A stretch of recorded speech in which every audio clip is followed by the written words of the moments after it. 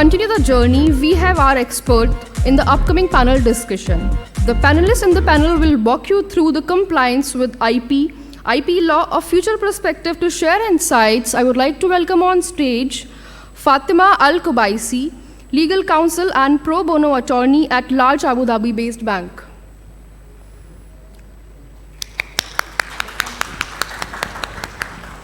Halil Ibrahim Kardicali, senior legal counsel, SEE and MEA, enterprise operations and government affairs, MTR, and at 3 a.m.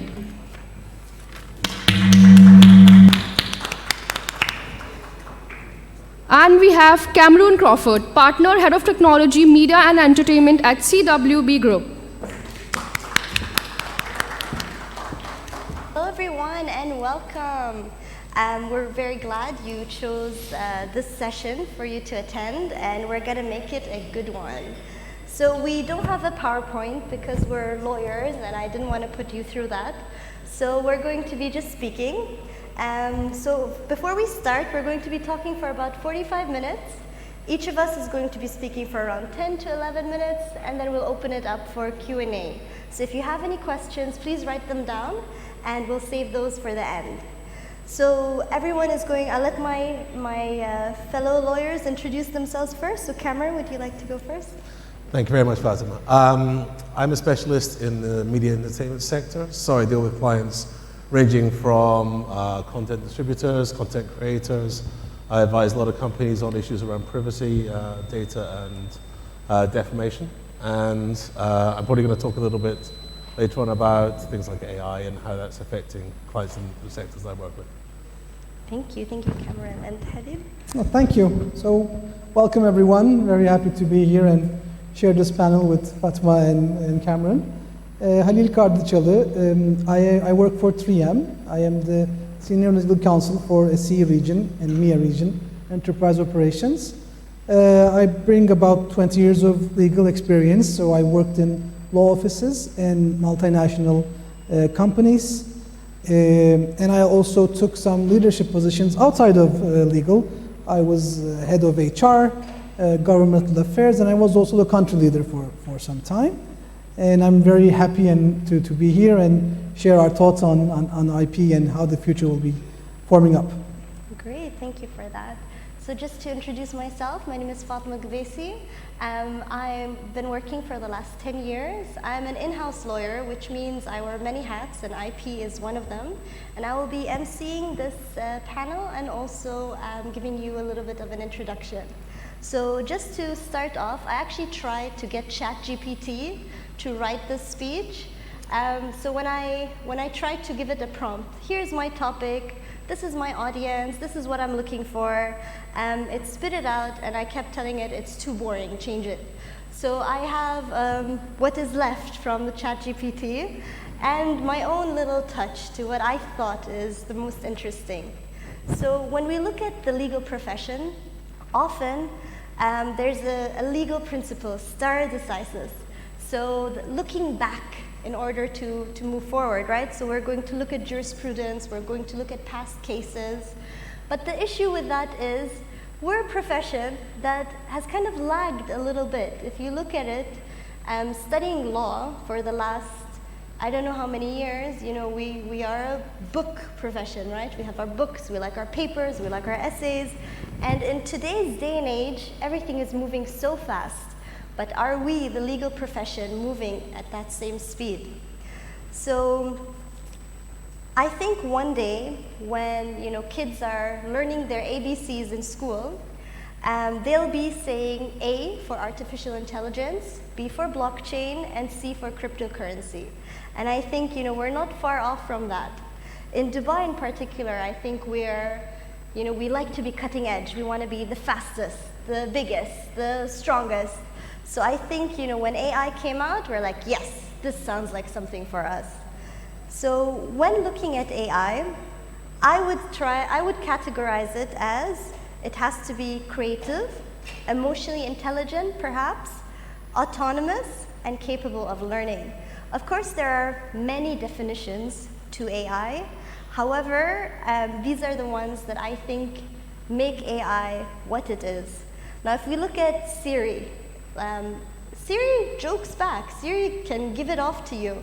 And I think, AI is going to be very similar. We're dealing with a very early, primitive model of it, but in the future, it's going to maybe replace all of us, so we have to learn how to work with it rather than against it.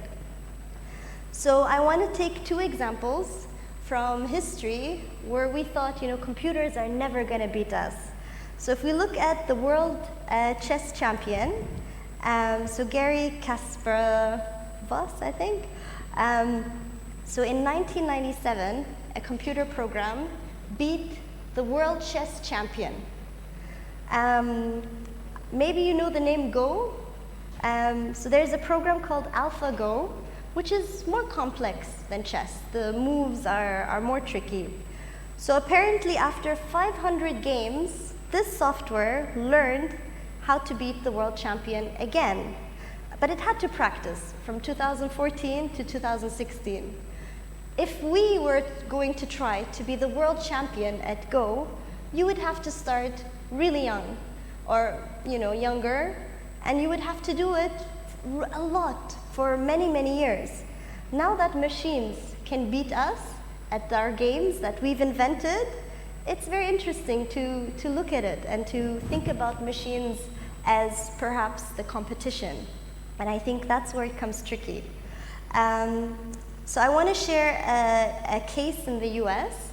I think a mic is on somewhere in the room. It's from the other side. All right, thank you. All right, so there was a monkey that took its own picture using the camera of a photographer. Now, who do you think has, the intellectual property rights to that picture? Do you think it's the photographer, the monkey, or no one? So this is a case where a famous photographer left his camera in the jungle. This monkey came, snapped his own picture, did a selfie, even cracked a smile, and this picture is brilliant. It was shared everywhere on social media, and of course he wanted to cash in. He's like, it's my picture, it's my camera, I own the rights. So who here thinks that the photographer should own the rights? No one? Yes, you are correct. So this was a case with PETA against, I think it's called, so the photographer's company, and PETA won. So the monkey owns the rights to that picture. So no, people are allowed to share it on social media. So there's a quote by Stephen Hawking, and I think it's beautiful, but it's also haunting. I believe there is no deep difference between what can be achieved by a biological brain and what can be achieved by a computer. It therefore follows that computers can, in theory, emulate human intelligence and perhaps exceed it. So has anyone heard of this robot called Sophia? A very famous robot, especially in this region. We love Sophia. Her name is Arabic as well. We have that name, Sophia. So Sophia is a citizen of Saudi Arabia. She's the first robot to ever get citizenship. And she has like 7 siblings, 7 earlier versions. So Sophia, ChatGPT, all these different platforms, what are they doing? As I said, I told it, I'm doing this speech. Help me with it. This is my audience. They seem to be interested in IP. They may or may not be IP lawyers. I put all of that in there. But in the future, there are a lot of things that we'll have to address. So one thing that I'm quite passionate about is balancing the ethical and commercial aspects of the law. So for example, let's say someone comes up with life-saving medication and it costs them $1. However, we sell it for $3,000 if it's life-saving. Is that ethical? We saw this as well with COVID and insulin. And I think in the future, we will have to ask ourselves the question, is it more important to make money or to save human lives? Another example of that, so back in the day when the seatbelt was invented, basically the inventor said, you know what, I want people to have the right to use this for free. But that was back in the day. If the seatbelt was invented today, perhaps it would be used more as an economic thing. So when we look at creativity, we often think of human origin. However, computers and AI is becoming creative. So there's a program that was invented in 2009. It's called eDavid. It was invented in Germany. And it's an AI software that creates paintings. So it makes this whole tricky environment. How are we going to enforce this? How are we going to police this? How are we going to deal with this new phenomenon? Even Rembrandt, so this famous artist, it has been able to copy it and create paintings that are similar.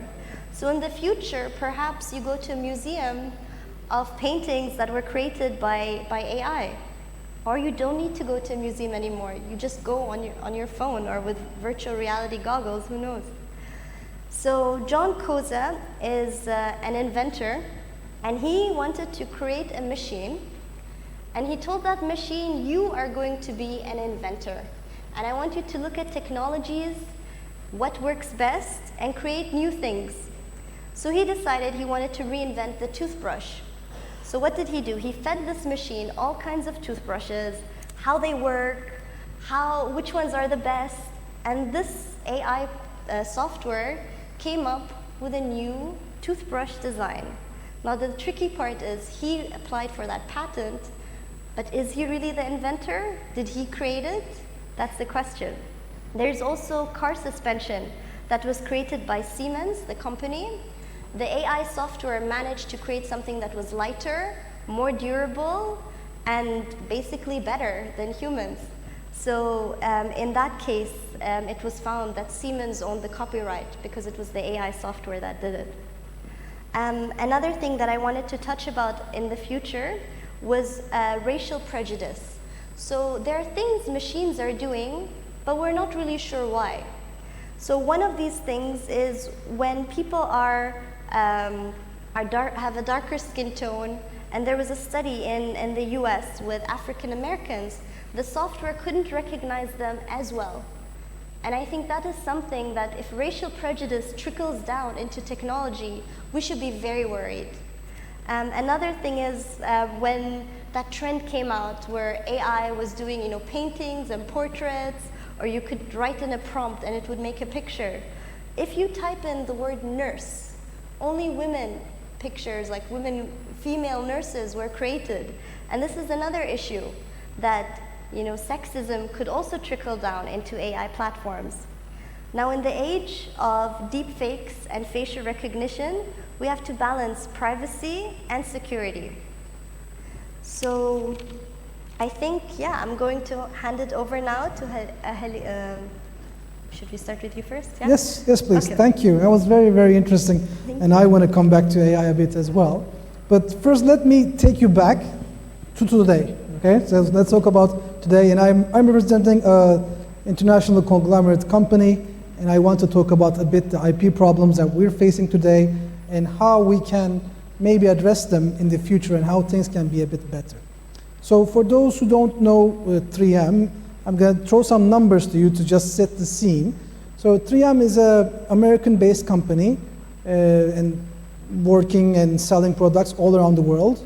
It's a very innovative company, so it has about 200,000 patents, and 3,000 new ones are added to the portfolio every year. It has more than 50 brands that it operates with, and more than 60,000 SKUs, and one third of those SKUs of products which came to market in the last 5 years. So it's a very cyclic company with cyclic products and, of course, cyclic IP in the mix. And it operates in about 65 countries. It has subsidiaries, and the products are sold almost all over the world. So as you can see from these numbers, it's a company which deals with a lot of IP. And the brands, the patents are very important for us. And since we do operate globally, we have to put a net around the whole globe to make sure that our rights are well protected. And the first problem which comes in this territory is the lack of similar legislations all around the world. Some countries are much more sophisticated in their IP protection laws. Some don't have those laws at all. Others do have the laws, but they're not well implemented. Their court system or legal remedies might be limited. And also, on top of that, it might be that you have a wonderful legislation, but the culture is missing. I mean, the IP, respecting trademarks, respecting copyright, it's also a cultural component in it, wherein if the people don't feel bad when they're actually infringing your rights, then it becomes much more difficult to pursue those rights and protect the company. And in this area, what we try to do is really increase the allies, because if the legal system works with you, that's great, and you go through that. But if not, training our own people, our distributors, our customers, in creating more allies to IP rights, making sure they understand what it means and how it can be infringed, and working cooperatively. It's one of the strategies that 3M is trying to deploy in protecting its IP. The second issue that we face a lot is regarding registration and backlogs and putting in the documents. Nowadays, the median of getting an approval for your IP is about a year in most countries. And think about e-commerce, think about the speed of product. I mean, you put something in the market and the IP that follows it in almost a year. And this creates a huge gap in your protection, in your shield, basically. And this is, I think, where the AI-assisted approach can really make a big difference, because both internally, I mean, in 3M, there's a lot of IP attorneys who actually draft those patents. And if they are assisted by AI, and we have seen that AI actually can help a lot with drafting. I mean, I'm sure you've seen contracts coming out of it, stories coming out of it. If it's trained correctly, it can really help with drafting the patents. And also, on the other side of the table, if it's used by the authorities, then their work can also be cut short, and maybe you can get an answer to your application in maybe 2 months' time rather than a whole year. So I see some future applications of what we're talking about today in that sense. The third problem that we usually face is the cost of protection. So many IPs all around. Of course, legally, you want to go and protect them all and register them all, but it takes money. It takes money to make the application, it takes money to get the local attorneys, and then it takes money to actually maintain them. And it might be that your business case does not support that kind of investment done by the company. And so managing a portfolio, which is usually actually a very commercial issue, does also come into the legal side, and we have to be mindful of that. And the fourth issue that, of course, we face a lot is piracy and counterfeits of the products. And this is getting worse because AI technologies are actually working against us. I mean, the quicker they can act, the quicker you can make a model through 3D printers as well, the quicker actually your product can be counterfeit. And I have a very recent example actually from the COVID times. I mean, you might recall, and you might know the 3M brand by its consumer products. Maybe you have a Post-it on your table. Maybe you have a Scotch-Brite in your kitchen, or you have a Scotch, or your children have Scotch Brits adhesives in their classroom.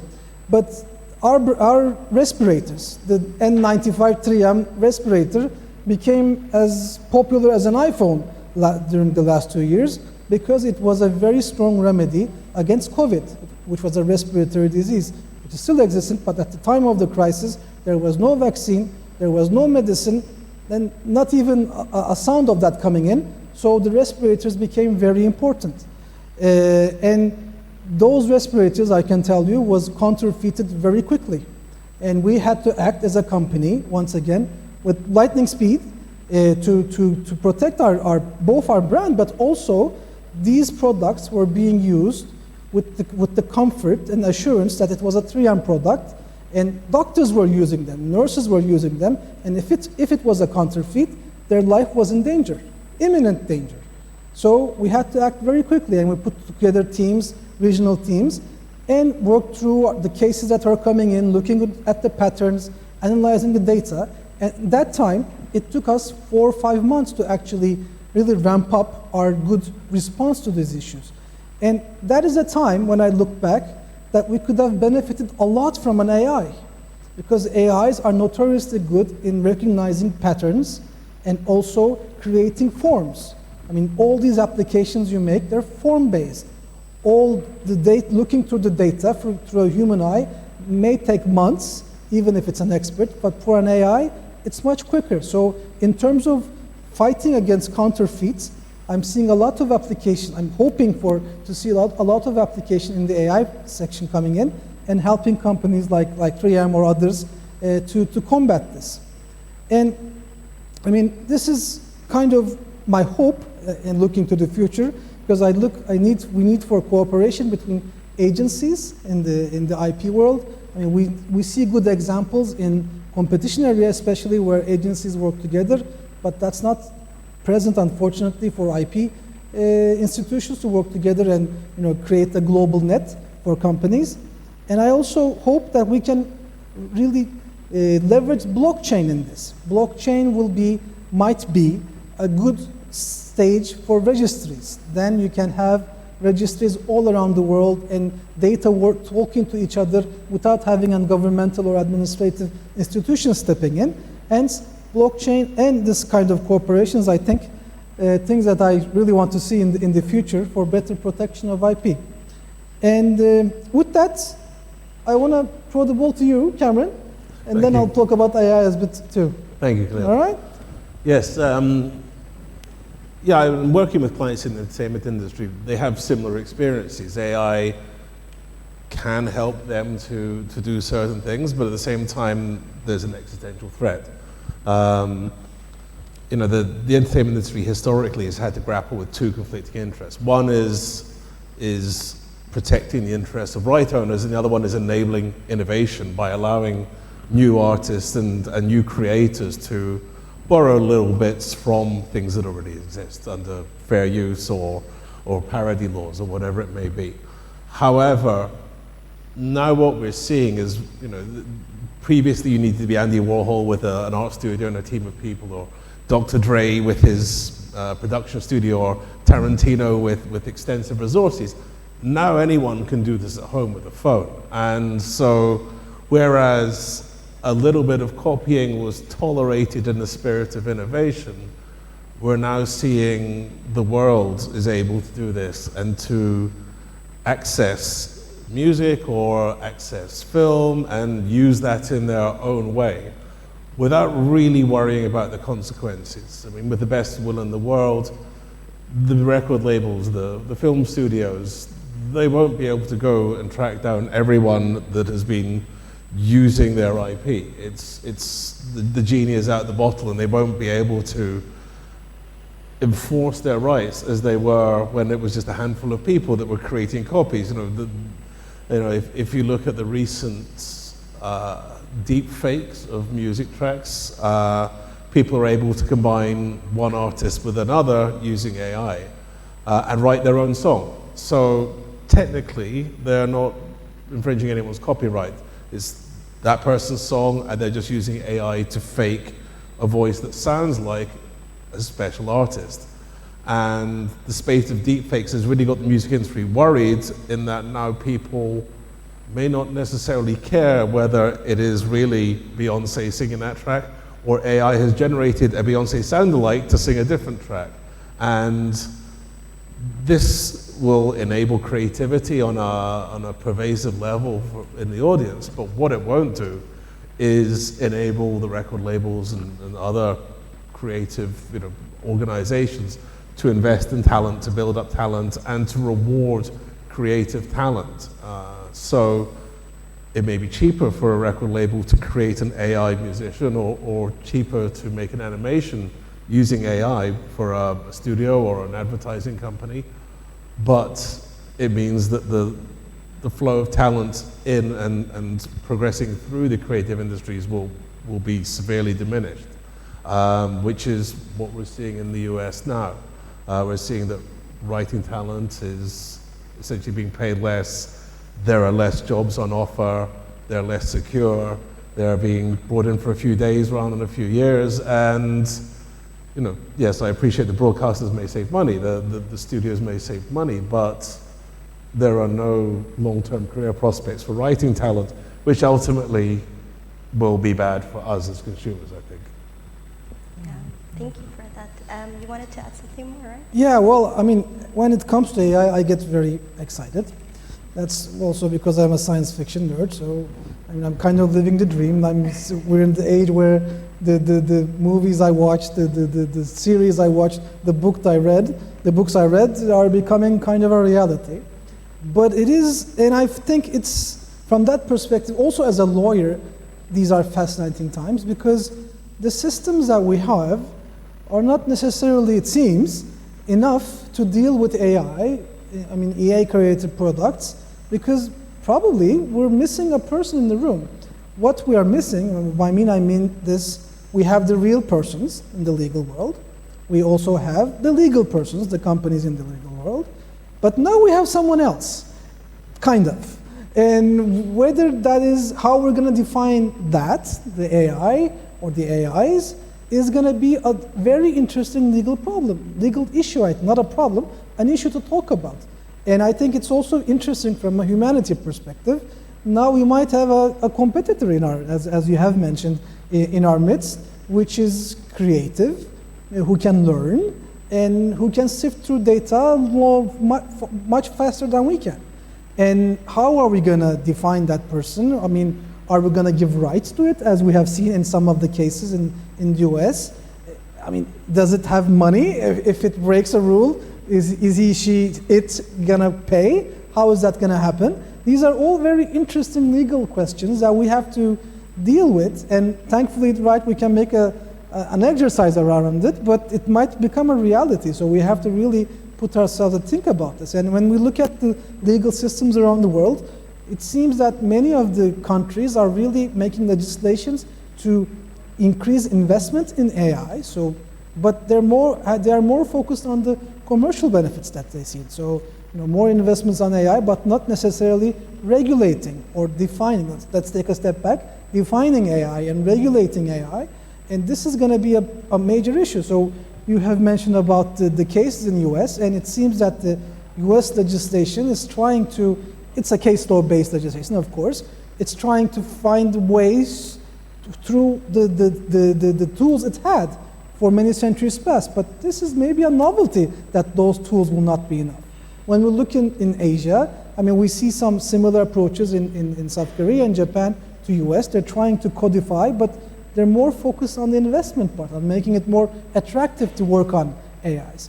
When we look at Europe, they're doing something interesting, but they're a codifying continent, and they're trying to codify. They're working on it, and they came with a new concept being the electronic person, which will have strict liability per se, but it's still very theoretical. I mean, what will that mean in the end is a big question mark. And when we look at it, I mean, when we look at AI, I think we can talk about two main aspects, especially in the context of this panel. I mean, one, how do we use IP to protect AI, and how do we use IP from AI? Because it's going to be, these are two very separate issues. And well, it seems that the tools we have can be used for protecting our AI. So, I mean, in terms of copyrights, yes, the source codes are copyrightable in most jurisdictions. The data set that the AI uses to train itself is protectable in some jurisdictions. So we have a bit of a place to grapple there. Trademarks, it seems more simple, more straightforward. If you have an AI, it'd probably be trademarkable with some qualifications. Patents are difficult because it's an evolving issue, and it's becoming much more difficult for the authorities to delineate what is new and what is not in this area. So protecting the AI, we'll see how it pans out. I think we're in a better place in that. And we also need to make a distinction there as to what is AI assisted which is a different thing, and that's once again takes us to more secure area, because if it's AI assisted, there's a human element. Someone works with the AI, someone uses the AI, then we can make the argument that AI is a tool, and the rights go to the person, to the entity using it. But then we have the other ones, that, as you have mentioned, the AI generated ones. And that there is the human element is mostly missing. How are we going to protect that? Big question mark. I mean, the monkey, is he getting licenses? Is the AI going to get the license? So these are one part of the discussion I think we need to have as legal professionals. And the other part is when AI starts breaking shop. I mean, when AI starts copying the work of others, and how are we going to affect that? How are we going to work on that? And that's also, once again, a big legal dilemma, because who are we going after? The AI itself is not a person per se in the legal world right now, but there are some people attached to it. So we have the programmer, the one who actually came up with the AI. That person probably didn't mean the AI to go and to infringe IP, but that person can be held liable, maybe. The trainer of the AI, so the one who's giving the data set to the AI, that is where the copyright law especially comes into play. I mean, if that set includes some information that was copyright protected but was not properly put there with the right licenses, then that person, that entity can be held liable, probably. I'm going to say probably every time, because we're kind of in unexplored territory. How about the output generator? So the prompter, as we call it, the one who gives the prompts to the AI. So let's make a Rembrandt, make it like this, make it like that. Is it that person who's actually infringing the IP rights there, or the publisher itself? I mean, something comes up, it's a very Rembrandt thing, and you publish it right away without really thinking of the copyrights or any IP rights that might be associated with that. So these are all very, I think, interesting to me, legal questions that we will have to deal. And the world is really working and evolving in different paces, as far as I can see. And I mean, if you have any input from the audience on this will be also very interesting to hear. And I think I'm going to throw it back to you. Right, Cameron? Yeah, I mean, one of the issues that I was thinking of when you were saying that was decentralization. At the moment, if we are any form of IP owner, let's say a brand, and we see that someone is infringing it on Instagram, we can contact Instagram. There's terms and conditions of usage, which will probably contain a governing law, and they'll let you know how you can request a takedown of infringing IP.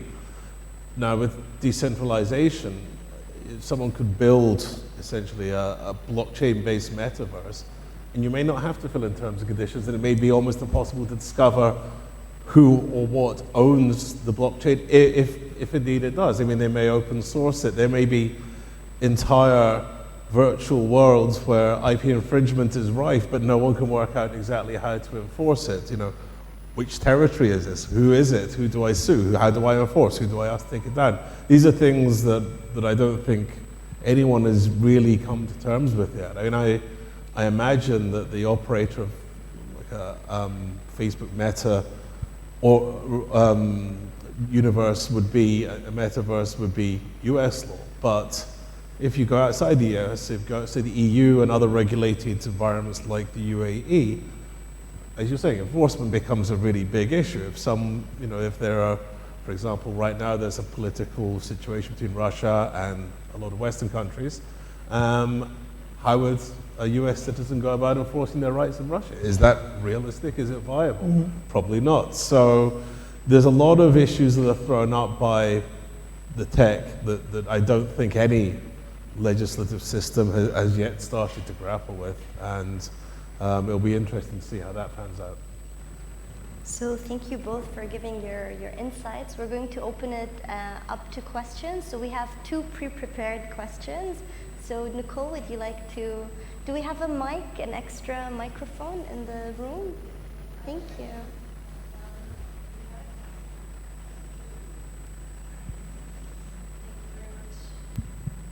Hi, thanks very much for this very insightful conversation.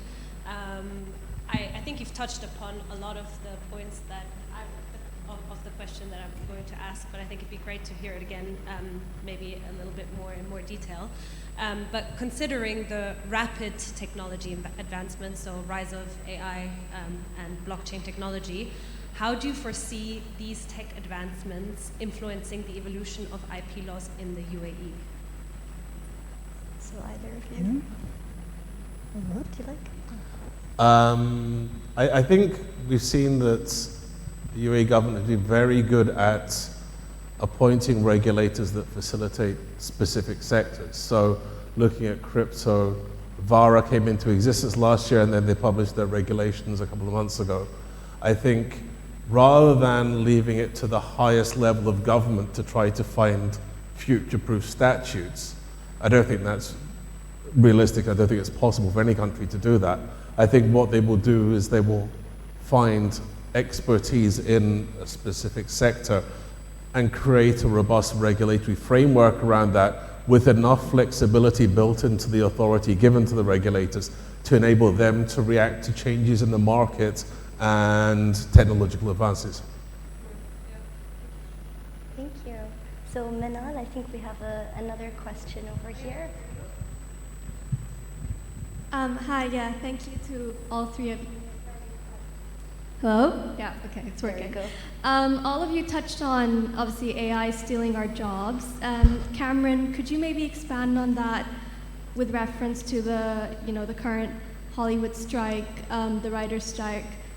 Because obviously that wasn't, that wasn't an issue in 2007 with the previous writers' strike, but so could you talk about that a little? Yeah, sure. I mean, obviously speaking to a room full of lawyers about ChatGPT and threats to jobs is always a tricky one. Yeah, I mean, I think that AI is cheaper than people, and any shareholder-owned organization will inevitably look to save costs where it can. And that, in particular, applies right now to the creative industries, but may well one day apply to law and accountancy firms and other service providers. I don't know where that will end, but at the moment the writer's strike is basically based on the fact that the AI might be a long-term influence, but I think short-term it's mostly because the opportunities to join a TV show and work for years on end just aren't there anymore. Now you go and work for a few weeks for a stream platform to make a series or whatever it might be. So now it's more case-by-case work and less job security. But I imagine AI will also be feeding into the long-term fears of writers and other creative talent. Perfect, thank you. Maybe I can also chime in a bit in terms of whether, I mean, assuming that many are lawyers here, that whether AI will be stealing our jobs. Well, I'm not very doomy and gloomy about that, but I do believe that the way that is going, properly trained AI and lawyers who are AI assisted will probably make better lawyers than those who are not.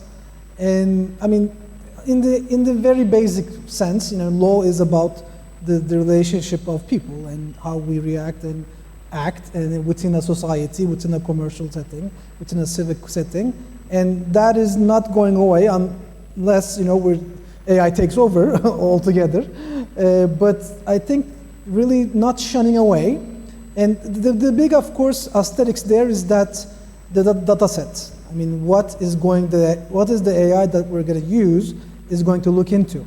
And you have, Fatima, very justly talked about the biases that are sometimes in-baked in the data sets that we might be looking into. So having the clear, right data set, well-trained, well-curated, curated is the word, well-curated, and assisting ourselves in our daily jobs will be, because, I mean, there is not, we always talk about, especially in corporations, the in-house lawyer being a value add.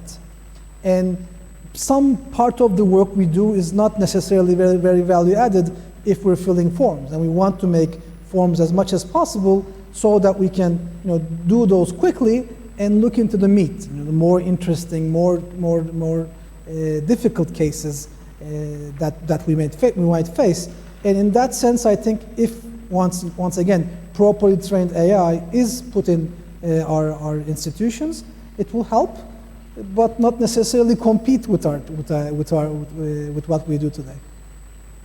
I like that, and I think just to add from my end, one fear that we often have is, it's either me or the AI. I think you put it very well. I think we can work with AI, and there's even a theory that if you don't like AI and you're going to post about it and all of that, AI will remember.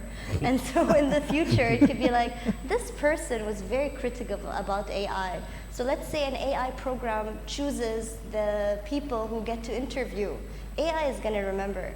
So let's all be wary. And so for my end, I'm very much pro AI in case they take over the world. So we do have time for perhaps one or two more questions. So please go ahead and ask the panel. Yes, please. Hi. Very interesting. This is probably very important to a lot of people use the context. Does that training source for AI? I think particularly more on the artistic side of things, the music, entertainment, drawing, composing, and art. Do you see an issue that with the current pool of which data, which AI can draw from, which is essentially human information, as per you relate to what's the point of why should I create music, why should I create artwork? The data set becomes tainted knowledge and static, where the lack of information actually will reduce the effectiveness and input of AI. So the humans almost have to be happy as a bullet in the long run. Do you see maybe a direction change as the next couple of years with that? Yeah, for a start, I completely agree with you. The more people use what's out there as the only source of inspiration, then yes, absolutely, it will become stale really quickly. However, I would also cynically say that that's never really stopped Hollywood producers before, and rather than investing in interesting content, they produce star vehicles for A-listers and what Scorsese would call terrible superhero movies. Yeah, I think there will be a balance to be struck. At some point, there's got to be some form of backlash from the organic world against the digital, and at some point they may see that the returns are diminishing. I also do think that how we consume content is unfortunately feeding into the lowering of quality standards in terms of content production.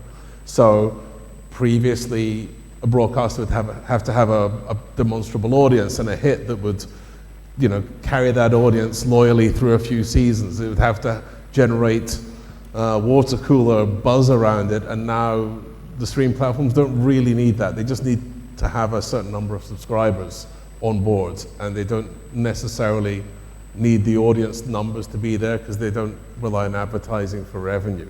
So as the business model changes more to retaining subscribers, they don't really need to have that real hit in the cinemas or on the TV screen and prime time. But yeah, at some point, people will get bored of being fed formulaic stuff, and there will be somewhere someone will come up with something that people really want to see and will disrupt what we have now or what we'll have in 5 years' time. I think we have time for one last question. I have a question. Go ahead. Thank you for the informative session. So like we like that AI is the future, everybody says that. But we are skeptical that, it might take human intelligence and then, So what, as per my understanding, what I gained is that AI is a substitute, is an add-on. It's not a substitute, right? What's your opinion? What's your final take on it? It will be an add-on for us, not a substitute to human mind. Because adaptability is something that is unique to a human mind. So what's your viewpoint on that? I'd like to jump in here. So I think, there's a lot of fear always when there's a new invention. When the car was invented, people were very worried about horses, about things like that. When movies were invented, they thought we were going to rot our brains with movies and no one would read books anymore. When novels were invented, they thought that the novels rotted our brains. So I think the same, we're quite cynical as a species, and we're quite worried. And of course, maybe we've all seen iRobot, and we're worried about that outcome. So I do think that there's a way to work with the AI, and I think that for my perspective, I'm in a field where it's quite I would say, old school, and you know, like it's done. We're done with the old dinosaur thinking, and it's time for something new. Like I can't wait that I do a lot of pro bono work, and there are people who cannot afford a lawyer and who cannot, you know, access the court system. So I'm really hoping that there will be a pro bono AI lawyer someday, so that people who can't afford it would be able to do it. So I think, would you like to add anything to that? Well, I mean, maybe a little point. I mean, we're, I think, at an important juncture where, and coming back to your question a bit as well in terms of data, it's time for humanity to clean its closets. I mean, so far, the last 10, 15 years, we have been in a rush of creating data, and all the metrics were how much data did we create? Well, a lot of junk probably there. And we're not maybe looking at it as human beings, but when something which processes much faster than us and without having the human look at it, look into it, it can create a big problem for us. So it's very important, I think, now to take a good look at what we are as a species, what we are as a legal system, and what kind of data we are putting in front of the new kid on the block, because that's going to be the one, that's going to be the data it's going to learn from, and we want to make sure that that is clear, that is efficient, and it, in the end, benefits the totality of the planet, rather than you know, creating even more biased creatures that think faster than us. Thank you. So thank you everyone for your time. We hope you enjoyed this session. Thank you to the panelists, the organizers, and of course for attending. Thank you.